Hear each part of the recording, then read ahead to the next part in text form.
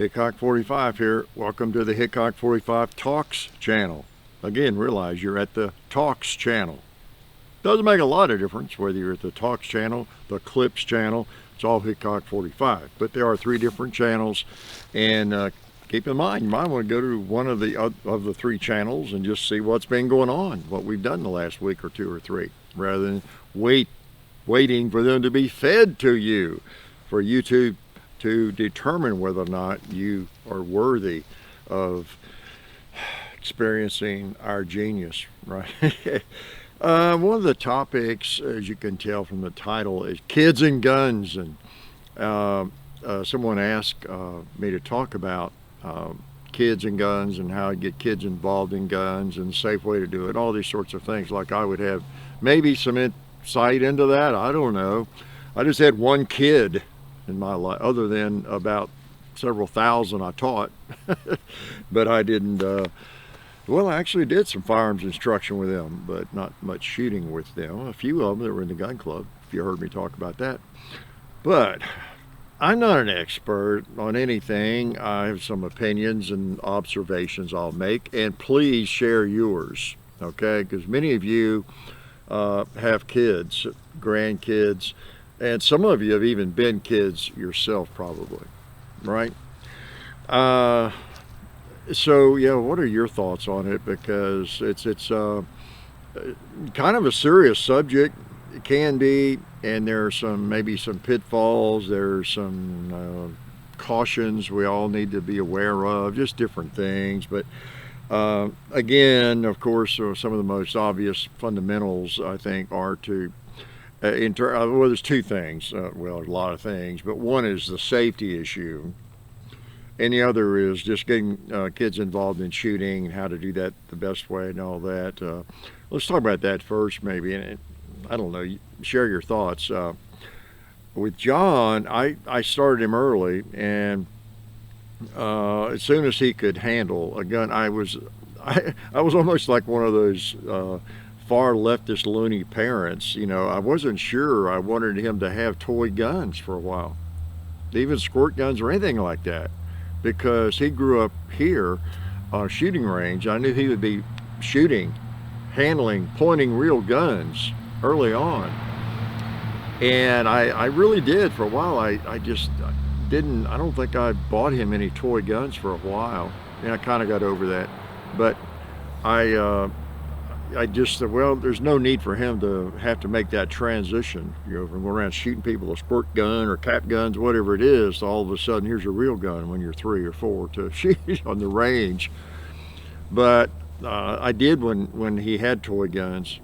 I tried to instill in him an awareness of, you know, no need to point that at people. I mean, he didn't have any brothers or sisters, and he and I weren't running around like I did as a kid, playing cowboys and Indians or army and shooting at each other like we all did with sticks or guns or toy guns or whatever. So other places he might have done that, but not really a lot of that, I don't think. So anyway, that was one of my issues, and that is an issue, right?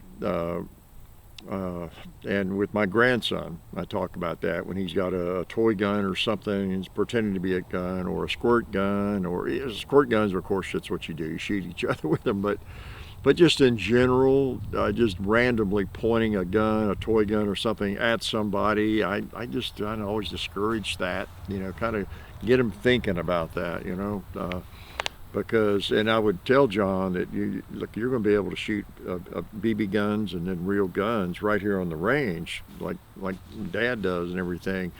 And so, you know, he sort of, I think, understood the reasoning, you know, for some of that pretty early on. But you know, that's kind of nebulous. You know, I don't have really strong feelings about that.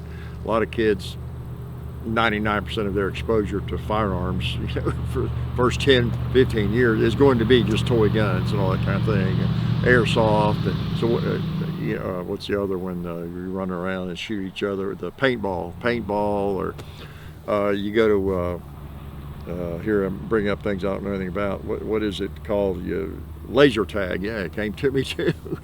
But you know, things like that, you're just going to be shooting at each other, and you just have to know the difference, right?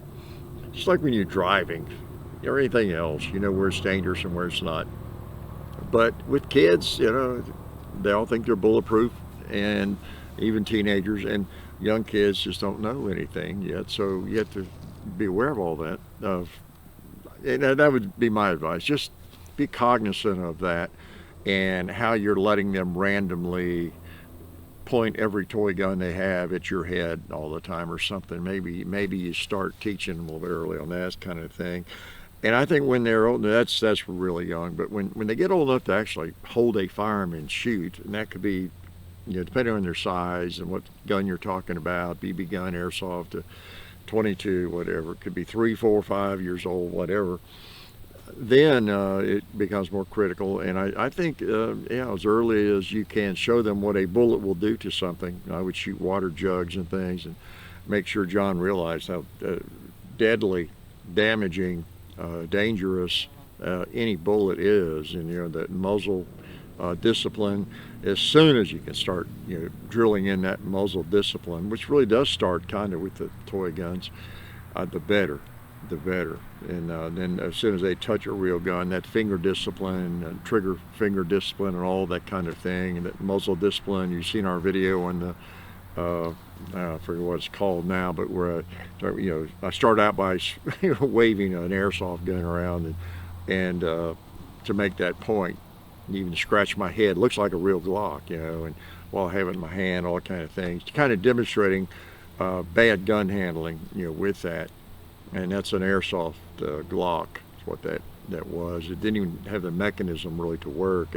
It's funny, near the end of that, a bug flew out around, and it looked like a pellet or something came out of it, so that, and people to this day still comment on that, thought it was loaded.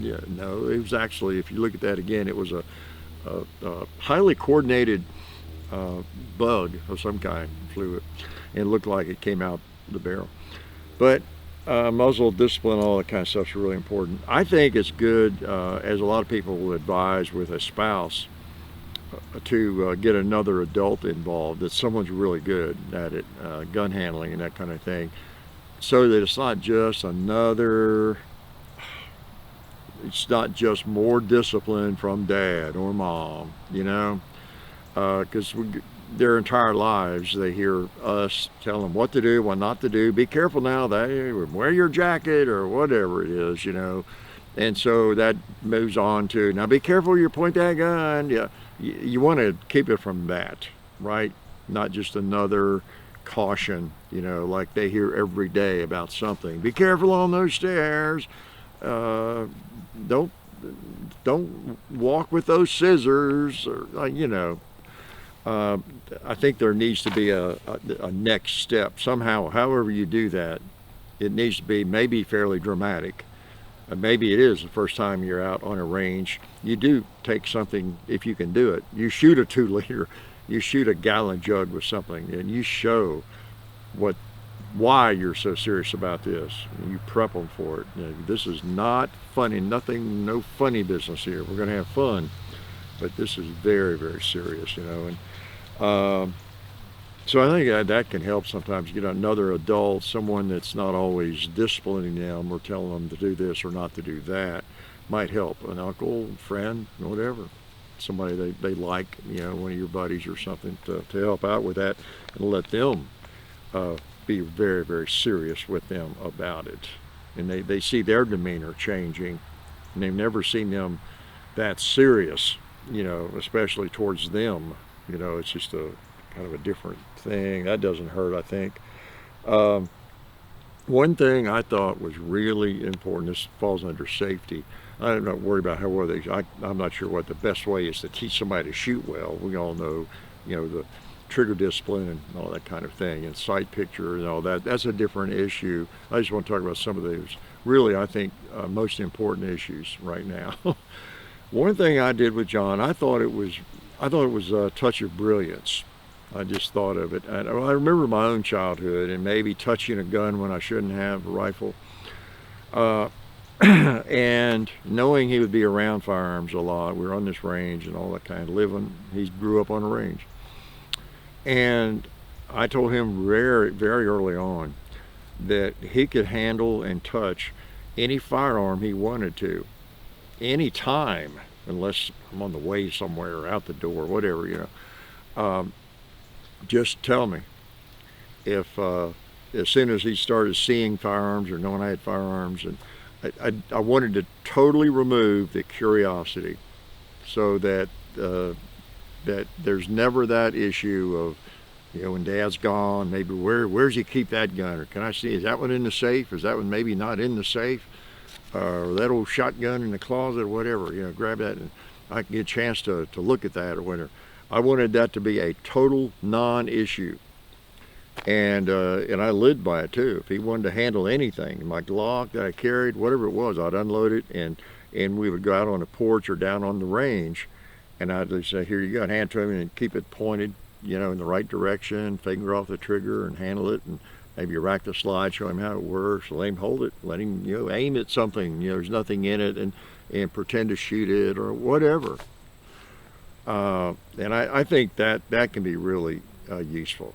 Some may disagree with that, but totally remove the curiosity. Just let me know anytime, any gun, you name it, and I'll get it out of the safe, and you can handle it. Maybe it's just a gun you think is really pretty, really cool, or you saw one in a movie or a cartoon that looked like it, and you'd like to look at that again. Yeah, here's how the cylinder opens up. Totally, an anecdote to that, or an antidote to that curiosity. And I thought that was really helpful, and he knew that was the case. There was no need to be concerned about never getting to touch some gun, because he could do it anytime he wanted, as long as I was around. And I would make that a priority. I don't know what else. Well, as far as shooting, of course, one of the mistakes people make is, and not many with their own children probably, it's usually you do it with another adult who hadn't fired a gun before. Hey, try this 44 Magnum here, you'll like it. And they haven't shot anything bigger than a 22 or 9mm in their lives, and the recoil and the gun pops them in the head or something. So you want to avoid that. I don't know if I made a mistake. I had a nephew who likes guns and shooting a lot too, and he was, I don't know how old he was, 9, 10, 11. He wanted to shoot my 44, my big one, the not Model 29, 8 3/8, and we prepped him. I think Dad was with us, and my brother, they were all living and everything, and my brother, his dad, and out at somebody's farm up in Kentucky, and he fired it, and I thought he had a good hold of it, but it did come back. It was just a moderate hand load, but it did come back and popped him on the hammer or whatever, caught him on the forehead. But you want to avoid that if possible. I don't guess I had any 44 specials with me. That would have been better. But I thought he just had a looser grip on it, I thought. But and it didn't turn him off. He wanted to shoot it more. But you want to avoid that, turning somebody against guns. So start with a 22, BB gun, 22 airsoft, whatever, and work on up. Of course, I think that's just common sense. As they get older, like I say, I think getting another adult involved is good. What's the Appleseed program? I don't know everything about that, but I know that can be very, very effective in teaching them to shoot. And what else? What are some things that parents and just any adult that has responsibility over a youngster should keep in mind? Well, one thing I will say, this is my opinion, if you've been around kids, have kids, if you ever were one, you get into those teenage years and it's a very confusing time. I would almost trust an 8-year-old more, if I'd worked with him a lot, than as far as totally trust 100%, than I would a 16-year-old. Maybe a 17-year-old. That people get into their teenage years. We were all there. We were all a little bit crazy, right? And I just think it's better. There are definitely exceptions. You got kids that are around guns and are always going out hunting and everything. It's a little different. They got that. Like I did, I had a gun in my room, when I was that age, rifle, everything. But I think it's something you need to think about. You need to think about. How many teenagers seem perfectly normal and they seem okay, other than the usual teenage stuff. But they do something crazy, whether it's with a car or just drugs, drink, whatever it is, you know. Their peers are way more influential on them than we are as parents. So, just as a precaution, I would think about that. Really, somebody's pulling in my driveway here. There, I would think about that very, very seriously before I had guns and ammunition anywhere available, even with a teenager that has been pretty well vetted and trained and all that kind of thing. Just something to think about. Again, if they know they can get out a gun and even shoot it, anytime if you have the access, uh, it, you know, maybe it doesn't need to be accessible, even when they're older and you think they're responsible. Okay, so just for what it's worth, teenagers, being a teenager is a tough, tough time. So just something to think about there. So I don't know what else. There's lots of topics here and storage and everything. Keeping them locked up, I think is important. I really do. And I know a lot of people say, well, my son, my daughter are trained. They're better with guns than any adult I've seen. I see those comments all over the internet, and they're probably true. John was that way. I said the same thing about him, and I didn't worry about him much at all. But again, I taught school for 30 years almost. Keep that in mind. I've been immersed in the teenagers, and I really kept guns locked up pretty well when we were not shooting them, even when he was in the teenage years. So I don't know. That's just something to think about. And what other issues or other advice would you like to give to people seeing this video, reading the comments, in terms of kids and guns, both from a safety standpoint, teaching them to shoot, where to shoot, and just some things I'm not thinking about right now, or just haven't made notes on and come to mind. So anyway, just a few things. So if you got anything to add, please do. It's a very, very important topic, kids and guns.